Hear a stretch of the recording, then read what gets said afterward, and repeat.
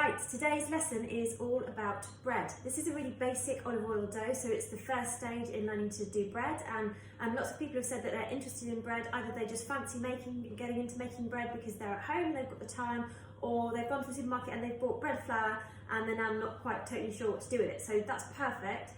What I thought I'll do a series of bread tutorials going through. So we're going to start with our most basic, have a look at ingredients, and this is an olive oil dough, so this is a really good dough for kids. It's a good starting point for adults who want to learn the skills behind bread making, and you can use it to make pizza dough, you can make breadsticks with it, you can make flatbreads with it, or you can just make it into rolls or a really simple loaf. So nice one to do, and it's just got a few key ingredients. So whenever you make bread, the key ingredients are bread flour. So I've got a few different ones here to show you. This is a bog standard supermarket one. I really like the Shipton Mill one is a nice one, and also Wessex Mill is a nice one as well. Their flours, I don't know if you can see that one. If you live in Sussex, Budgeons and Hassocks sells quite a lot of the Wessex Mill brand, and a lot of small shops do, some of the delis and things like that around here. Bread flour is it's called strong flour. So if you have a look at these, but whenever you're going to want to make bread and you want to go and buy some flour, make sure it says strong on it. And strong means that it's got a high protein content, so it's going to have a lot of gluten in it, which is what's going to give bread that really nice chewy texture.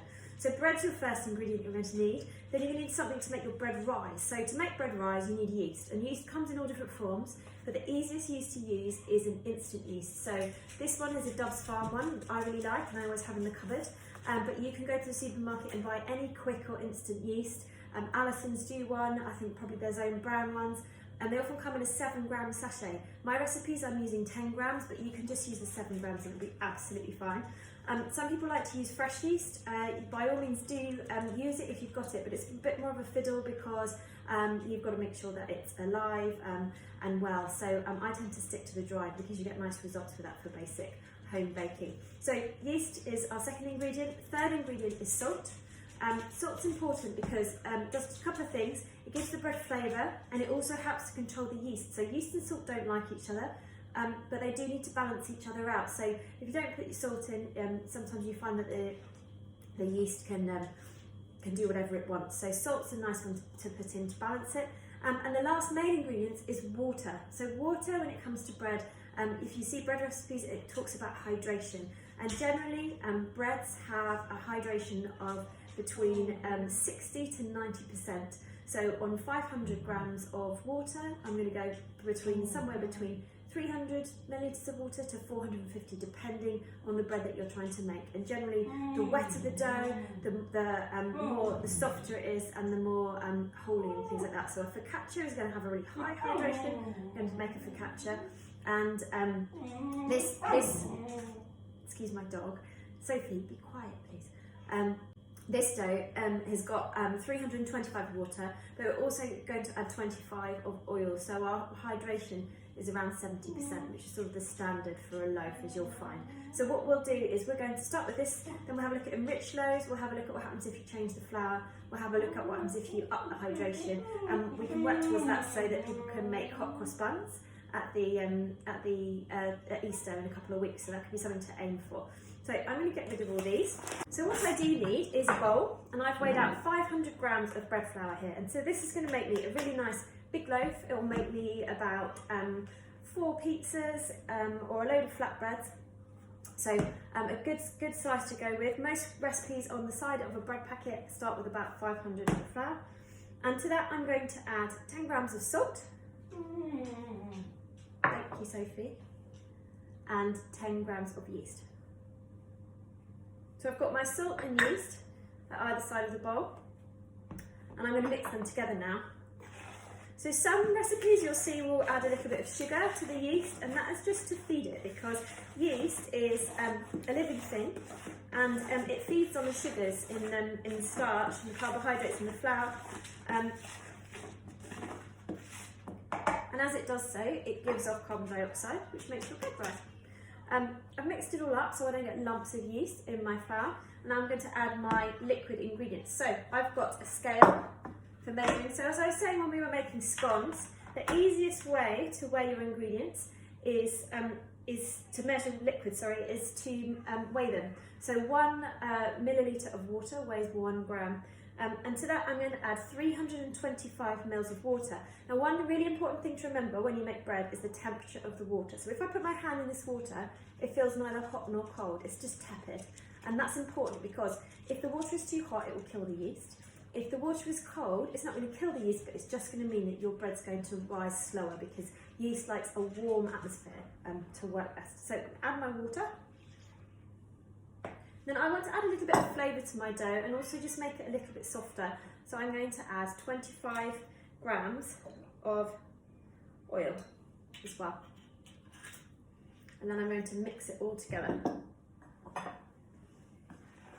So I'll leave this out of the way. So just give it a good stir. And it will come together into a dough.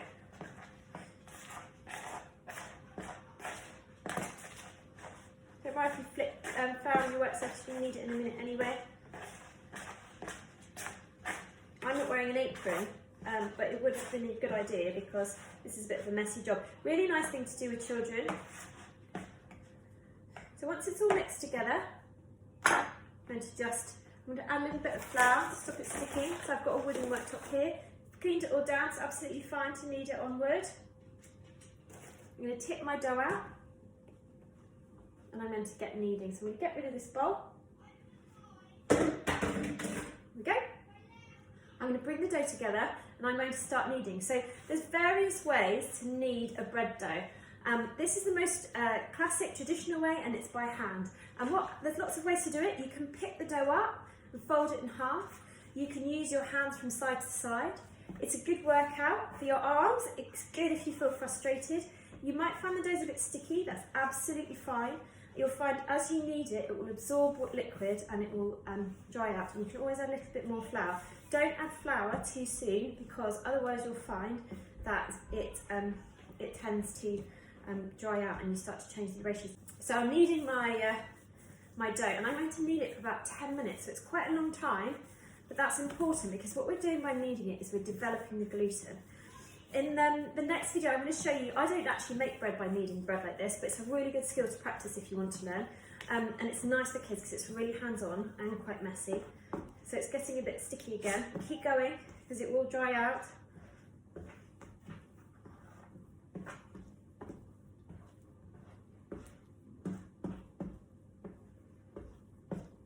I'm going to put some flour down because I'm getting very sticky here.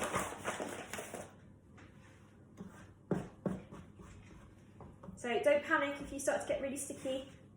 You can just add a bit more flour and it will come back. Can you see? So we're going to keep going with this. We want a nice soft dough at the end of it. So as I was saying, I don't normally knead dough because as you can see it's really messy. And what I tend to do is I use a folding method, which is what I'm going to show you in the next video. We're going to make some focaccia, so we're going to make a wet dough, and there's no way I'd want to. People do need focaccia traditionally on a work surface. It's really, really messy. Put a bit more flour down, and it makes a terrible mess. So actually, kneading it in a bowl is the way to do it, which I'll show you. So if you don't want to do it like this, have a look at the focaccia video, that method you can use for any bread. The other way to knead your bread is by machine. Machine is a really good one, so you can put it in a food processor or you can put it in the tabletop mixer. If you've got something like a KitchenAid or a Kenwood. And those, all you need to remember when you knead bread by machine is that it's more powerful, so it's going to take half the time it does by hand. So generally, if it takes sort of 8 to 10 minutes to knead dough by hand, you're going to find that it takes about 4 to 5 minutes in a tabletop mixer. So that's quite a nice thing, makes it nice and quick, a lot less messy as well, so that's a good option. So I'm going to keep kneading by hand and I'll fast forward the film and then I will stop it and show you what it looks like once it's kneaded and we've developed the gluten.